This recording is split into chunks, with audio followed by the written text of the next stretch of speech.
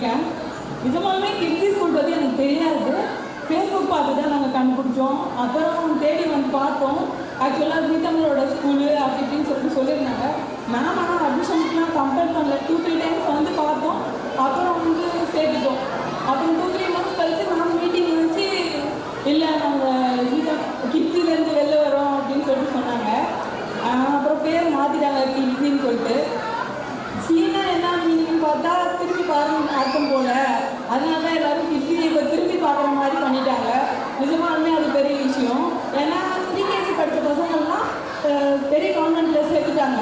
கிட்ஸியில் தான் ப்ரீகேஜி படித்தாங்க. அவங்கக்கிட்ட கிட்டத்தட்ட 200,000 சேர்க்கலாம் அப்படின்னு சொல்லிட்டு சொன்னாங்க. ஆனால் அவங்க பசங்களாம் இப்போ எல்கேஜி யூகேஜி பெரிய ஸ்கூலில் படிக்கிறாங்க. பட் ஆனால் ஐயோ பரவாயில்ல, நீங்கள் எல்கேஜி யூகேஜி அங்கேயே படிக்க வச்சிங்க, நல்லா இருக்குது, அங்கே நிறையா ப்ராஜெக்ட்லாம் கொடுப்பாங்களே, எப்போ பார்த்தாலும் ப்ராஜெக்ட் கொடுத்துட்டே இருப்பாங்களே அப்படின்னு சொல்லி சொன்னாங்க. என்ன செலப்ரேஷன்னா அதுக்கு முன்னாடி எங்களுக்கு ப்ராஜெக்ட் கொடுப்பாங்க.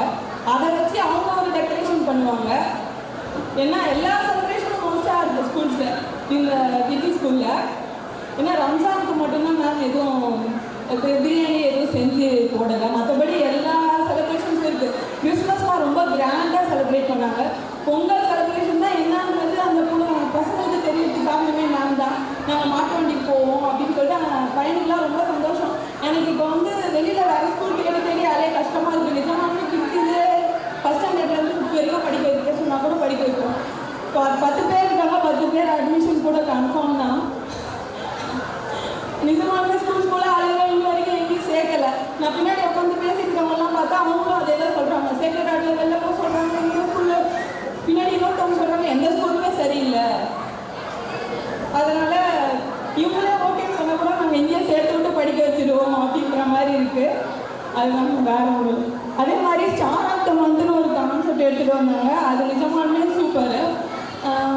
அடுத்த மாதம் யார் வருவாங்க, அடுத்த மாதம் யார் வருவாங்கன்னு அப்படின்னு எதிர்பார்த்துட்டே இருக்க மாதிரி இருக்கும். ஃபஸ்ட்டு பையன் வந்து ஸ்டார்டிங்லேருந்து படிச்சுட்டு இருக்கான். அவன் வந்து 3rd மந்த்து தான் வந்தான். ஆனால் பாப்பா வந்து மிட்டமில் தான் போனான். 2வது மாதமே வந்துட்டாலும் அவருக்கு ஒரே சந்தோஷம். வீட்டுக்கு வரப்பே ஸ்டார் ஆஃப் த மந்த் வாங்கிட்ட பார்த்தாங்க அப்படின்னு சொல்லிட்டு ஒரு ஹாப்பியாக வந்தா. அது ஒரு சின்ன கான்செப்ட் தான். ஆனால் அவங்களுக்கு ஒரு ஹாப்பினஸ் என்கரேஜ்மெண்ட் பண்ணுறதுல இருக்குல்ல. எப்பயுமே பசங்களை என்கரேஜ் பண்ணி தான் கொண்டு வரணும்.